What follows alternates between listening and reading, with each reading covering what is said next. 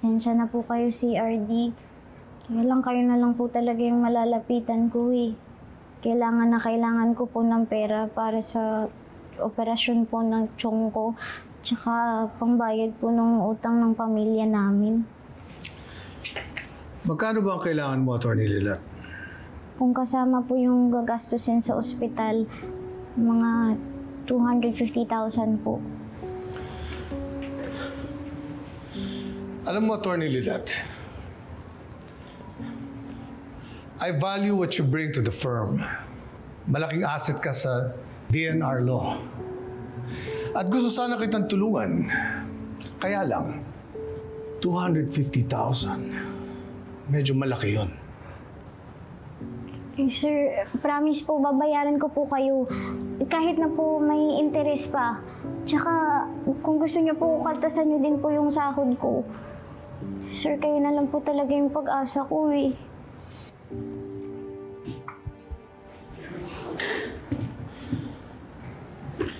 I'll see what I can do.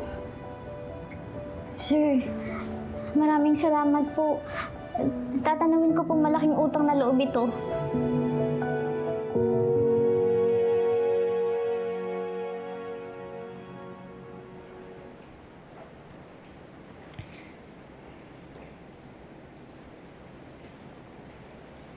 Chong, kapit lang po kayo ah. Huwag po kayong susuko. Ginagawan ko na po ng paraan para maoperahan po kayo. Tsaka para makabayad po tayo dun sa utang. Hindi ko po hahayaan na may mangyaring masama sa inyo.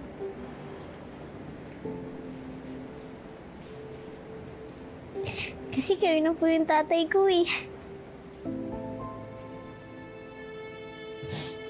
Mas mabuti pa nga po kayo kaysa dun sa tunay kong ama.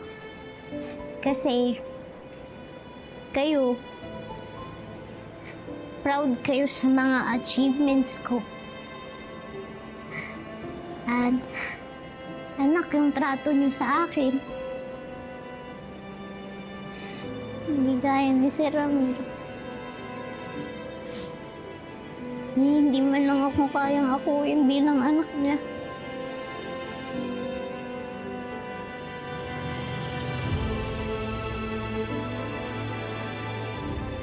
Chong, kailangan ko po kayo sa buhay ko. Kailangan po namin kayo.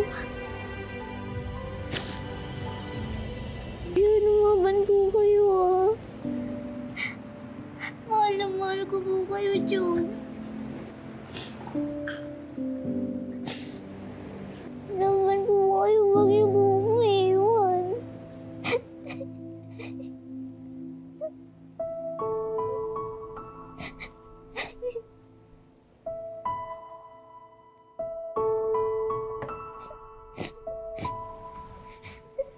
Lilet,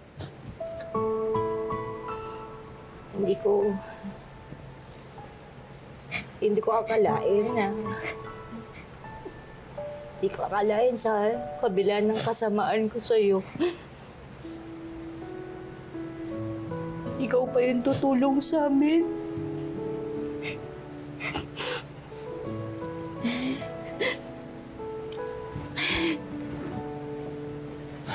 Patawarin mo ko, ha? Yung mga paiinsulto ko sa'yo. Yung mga galit ko sa'yo, yung mga sigaw ko sa'yo. Sisisi na ako. Sorry, ha? Sorry. Patawarin mo ko. Diyan kahit kailan naman po, hindi naman po ako nagtanim ng galit sa inyo eh. Kasi pamilya po yung turing ko sa inyo. Kaya kalimutan na lang po natin yung mga nangyari. Makakaasa po kayo na sa oras po ng pangangailangan nyo, dadamayan ko po kayo. Salamat. Sorry.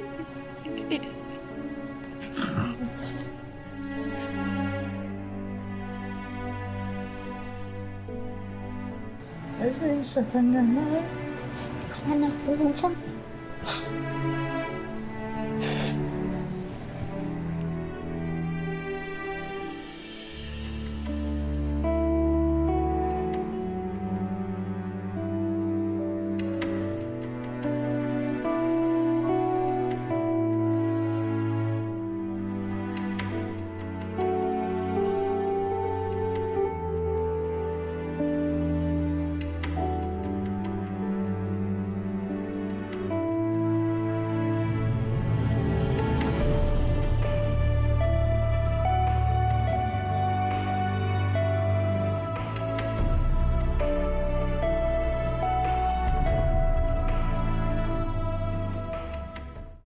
Sir, ito nga pala yung mga affidavit na kailangang ipasa sa civil registry. Okay. Pwede ba ikaw na muna mag-asikaso para makapag-leave ako ng ilang araw?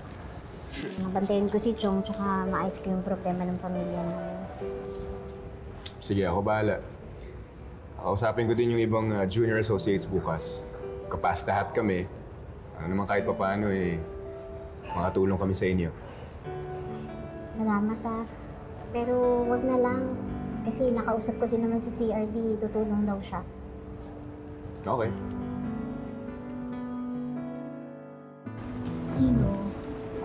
Nagtatampo ka pa rin ba dahil hindi kita napagbigyan last time? I already told you that I'm sorry. Bakit ba sina-silent treatment mo pa rin ako? I've just been busy lately. Sobrang busy to not even answer my calls or texts?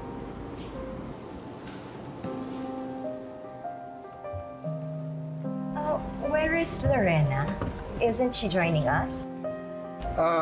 Medyo malilate siya ng konti dahil tinatapos siya pa yung show na tinetaping niya. You must be very proud of her, Constantino. Ang dami niya natutulungan na tao.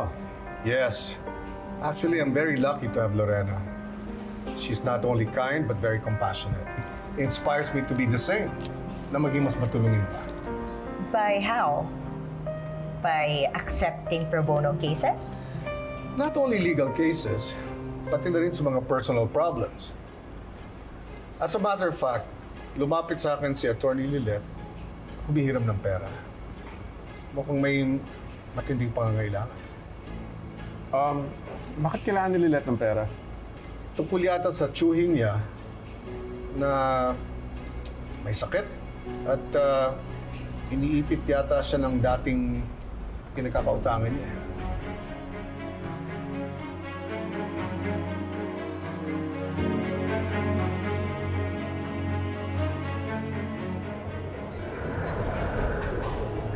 Oh, speaking of CRD, hindi ba siya yun?